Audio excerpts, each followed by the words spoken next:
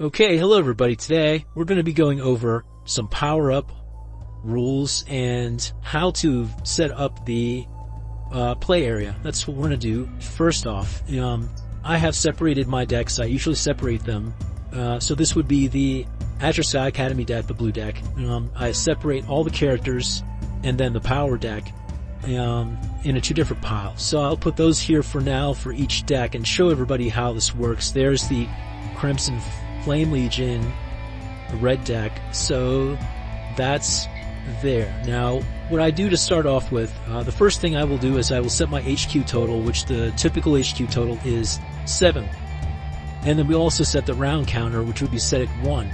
Because we're setting that at 1, and it is going to be the very first turn, we'll have 1 deploy and 1 power energy here. And then these will move as the turns go. So round 2, you'll be on 2, round 3, you'll be on 3. The next thing we would do is we would shuffle our power deck. List all the power and battle cards. We'll shuffle that for each side, and we'll put in the power deck slot, so that will go there. And the other player would do the same, and you can cut if you wish. And that player would put his or hers or theirs there. And for the hero cards, it's a little different. They'll separate these by rarity. You can see the stars here. There's 5 stars on that one. There's 4 stars there. So you can see the 5, 3, 4, 2, 1. 5-star character piles go here. 4-star character piles go there, and so on. You just place your characters as they're supposed to be in their respective rarity slots face down. You can look at these cards at any point in time that you wish to decide on which character you want to play for that round. Next, we'll also set up the players' round counters and energy counters. And they will set their heroes. 5-star, 4-star,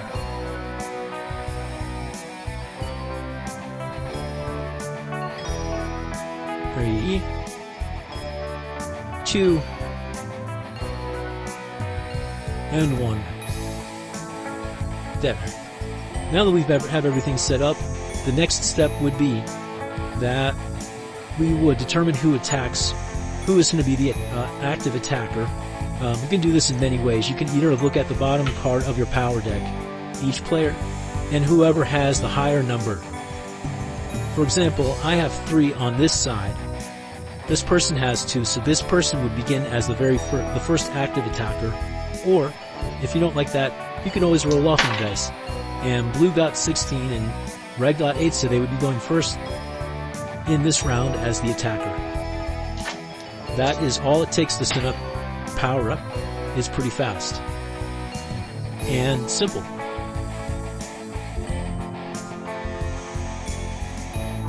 And now the next thing we would do is each player would then draw 5 cards for their opening hand. So you can see this would be my hand for power cards. And then this person would draw their 5 cards for their opening hand.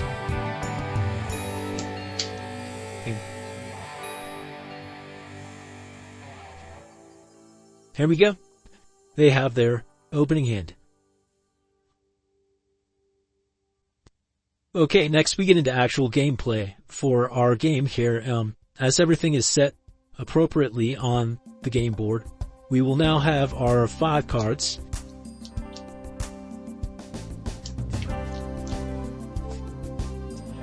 And we start with the refresh phase. This round, since it's round 1, there won't be anything really to refresh because there's no effects in play.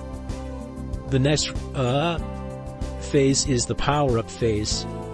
And this is where characters' Astra, or their powers, will level up. Since we have no characters in play, they will not level up.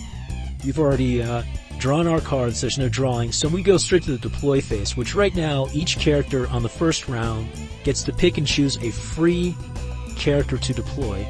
So I'm going to deploy this Sword Squire for free, and the other player is going to deploy the Venge Boy for free.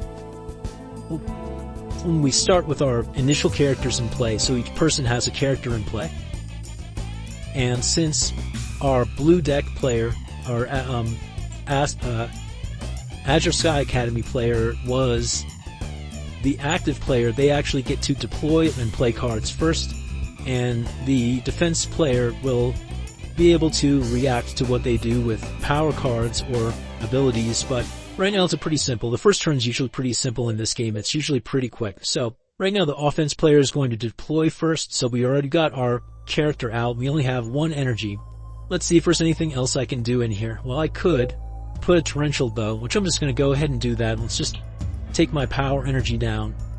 Do I have anything I can play as a character? No, because these all cost 3. So they're a little more expensive. But I will deploy a torrential bow onto my Sword Squire, making them a little stronger. It gives them a +1, +0, so this is now a 3 power. And now the defense player gets to deploy something. Let's see if they want to deploy anything. Yeah, why not? Let's put this caliber 45 pistol on Avenge Boy. I forgot to turn those face down. And now he's packing, so Avenge Boy has a power 2, defense 3, now he's a little stronger. And that's our deploy phase. Then the next thing we do is we go to our battle phase. So now we can choose to battle. The active player, the offensive player, which is our Azure Sky player, they can choose to attack if they wish to. And I will go through a battle sequence with you in the next segment. Okay, so now we are in the battle segment, and the Azure Sky player is the offensive player. They're the active player who gets to choose what they do first. And in this specific setup, we can't do a team-up challenge, which is usually the first thing you do. If you have multiple characters out, you can declare something called a team-up challenge. We don't have that ability right now, but right now what we will do is go through an attack so you can see how it works. So the offense player can start combat by designating one of his hero cards as the attacker. So we're going to go ahead and make Sword Squire attack. And we won't use any powers this time, Astros. We'll just attack. So you turn them sideways, this kneels them, and I will target Avenge Boy for my attack now. The defense player has a choice to let that attack go through and deal damage to their HQ, or they can take the attack and receive some damage. So now he has to look and decide. Well, Sword Squire has a attack of 3. He has a defense of 3. And he would take 1 wound from that. If you meet the number on the defense, you deal 1 wound. If you beat the number, so had Sword Squire's attack been a 4, this character would have taken 2 wounds. 2 is the maximum amount of normal play that enemy character, any character can take in damage per round, unless you're playing with we have some brutal difficulty rules as a variant where at any one you do over the defense, you do an extra damage. So, but for now it's 1 or 2 wounds, and right now he would only take 1 wound. So he's going to go ahead and kneel, so he's going to block that attack, so he doesn't take HQ damage, and he has taken 1 wound. So he's slightly injured, but still okay. So really, now the defense player doesn't have a character to attack back with, so that just resolves our combat. It's just that fast. So he defended. No extra powers were used. There's nothing else to resolve. The aftermath is really the only thing that happened is Avenged Boy took 1 wound. And that is the first round of combat. Now we would be on round 2, so we would first go to our refresh phase. The first thing we do when we go to a refresh phase is we increase the round counter by 1, so both players would do that. And then the energy levels would go from not 1, because it's round 2, we would each be on 2. So each player now has 2 deploy and power energy to use for this round.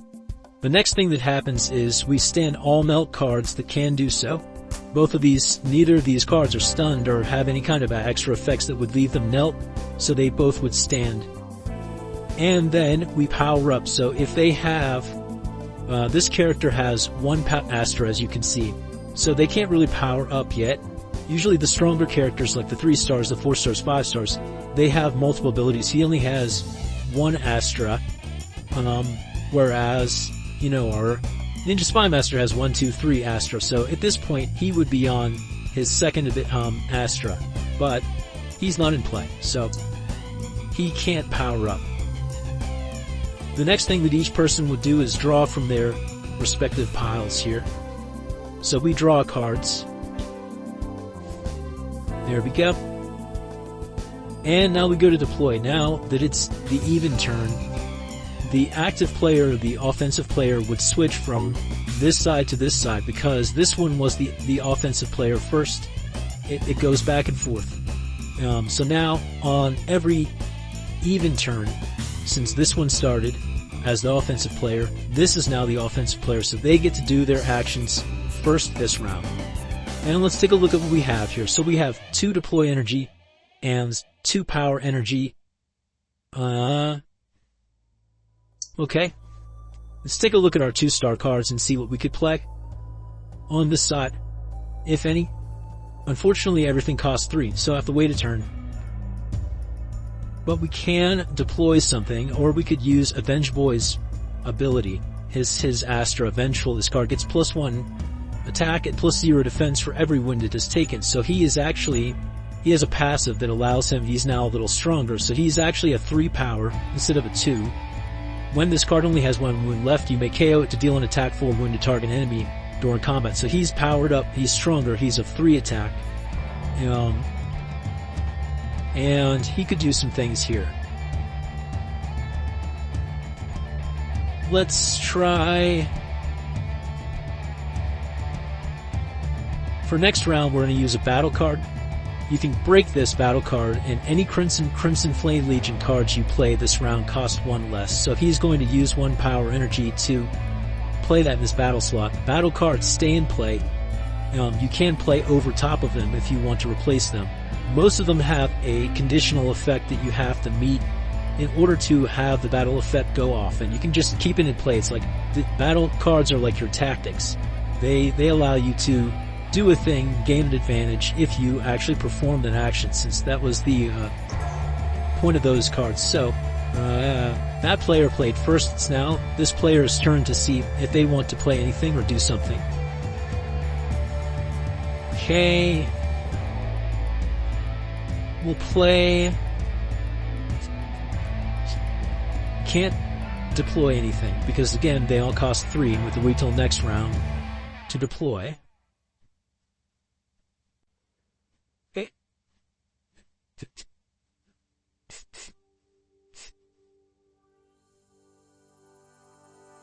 We're going to play a power card called Telepathy Epic. We're going to use both of these, both of our power energy to play this as an instant. It's this instant. Look at your opponent's hand and power deck. You may replace a card in their hand with 1 from their power deck. If you play this card during your deploy phase, you may pay an extra 1 instead to attach this card to a hero, because you can actually replace or give them an extra superpower. But instead, we're just going to pull off this and we're going to use it. It's going to go into our power used pile, and we're going to go ahead and just replace a card in their hand, something I don't like to see. For example, this Epic Super Strength. So we're going to go ahead and look at their power deck. I can replace a card in their hand with 1 from their power deck. So we're going to give them something that they don't really need right now. So I look at their power deck, and I'm going to instead give them, instead of Super Strength Epic, we're going to give them Super Strength Faint. And replace and shuffle their power deck. There. So that was the ability my superpower gave me, was to take away that awesome card of Varison. Okay. And now we go to round 2's battle phase. Again, there are no team-up challenges to be had here because we don't have multiple characters in play. Now, the offense player, which is this, the Crimson side, they can attack. So they will choose to do so by attacking Sword Squire. Now, I can choose to let it go through to my HQ, or I could choose to take a wound. Sword Squire is going to...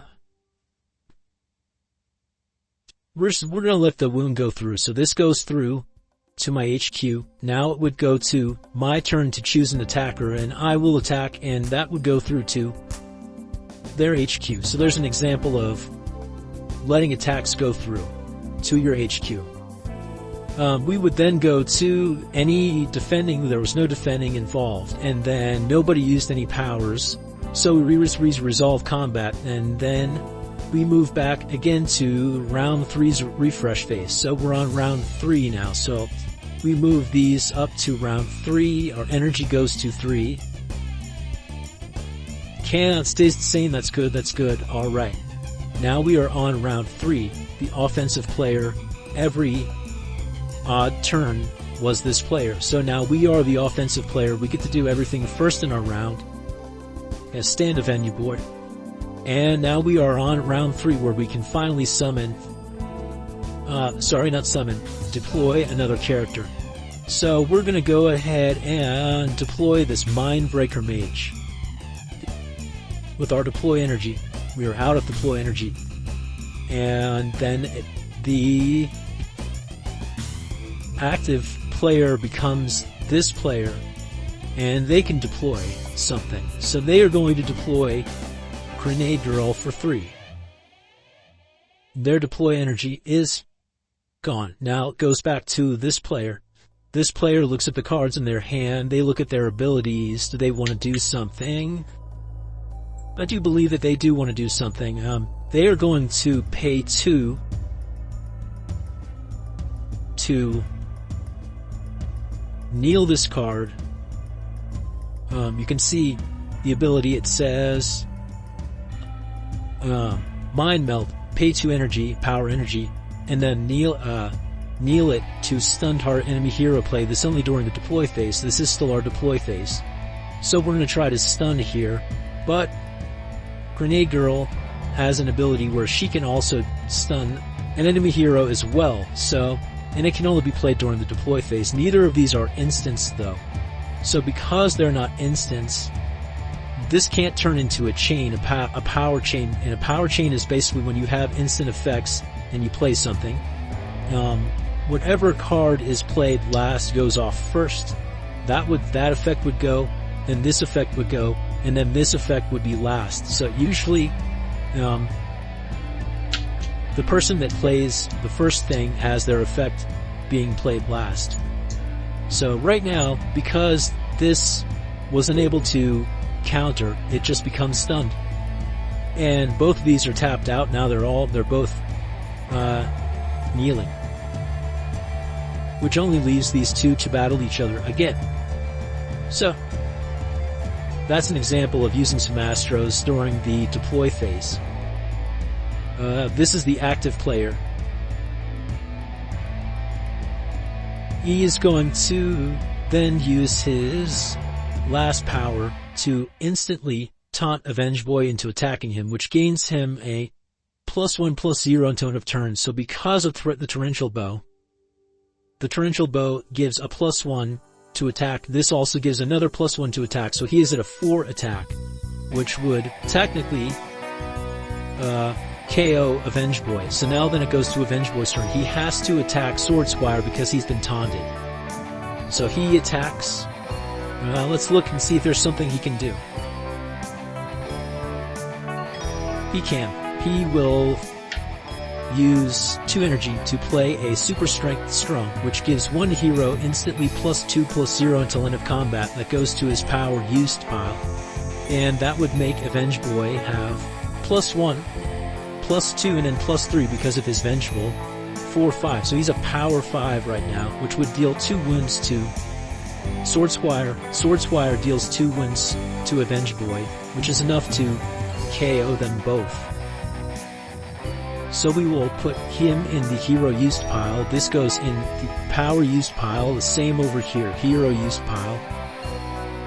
And that is an example of a round 3 combat. Alright, we're just going to skip ahead a little bit to win conditions. So once you've played through all these rounds, as the rounds get higher and higher and higher, bigger cards come out. but there are only a few ways that you can actually win a game. Number one is capturing the HQ. If anybody's HQ total would go to 0, the person that knocks that person down to 0 HQ first wins the game. If there are no more power cards, then the first person to run out of power cards in their deck. So if this gets down to, somebody's using a bunch of cards, and the first person to draw that last power card, they lose the game. And